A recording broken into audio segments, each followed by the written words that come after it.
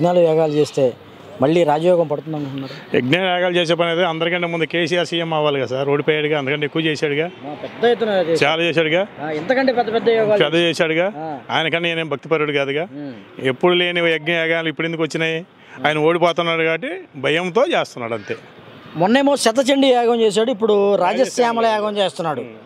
అంటే పరిస్థితి ఏంటి అసలు? అంటే యజ్ఞాలు లేకపోతే స్వామీజీలు నమ్ముకుంటే ఈ రాష్ట్రంలో ఓట్లు పడతాయా?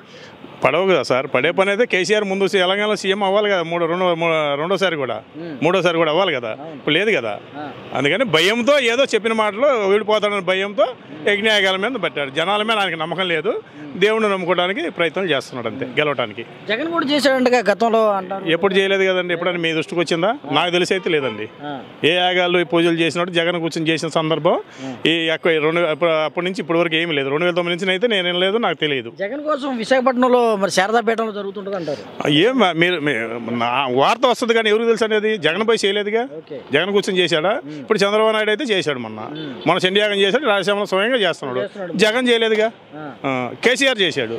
కేసీఆర్ అన్నిసార్లు చేశాడు. సీఎం తెలంగాణ వచ్చిన కానీ చేస్తున్నాడు. 2 సార్లు గెలిచాడు, 3ఓసారి ఓడిపోయాడు. మంత్రాలు మరి యాగాలకి సీఎం అయ్యాడంటే కేసీఆర్ మించి పీఎం అవ్వాలా? అయ్యాడా? అవ్వాలా? చంద్రబాబు ఏం లేదండి, ఆయన ఓడిపోతాడు భయంతో ఉన్నాడు అంతే. అందుకని రాజశ్యామ యాగలం దేవులని పూజలను పట్టుకున్నాడు. జనాల మీద నమ్మకం లేదండి, అందుకని యాగాల మీద పడ్డాడు. అవి కూడా ఏం లేదండి, ఓడిపోవడానికి సిద్ధంగా ఉన్నాడు.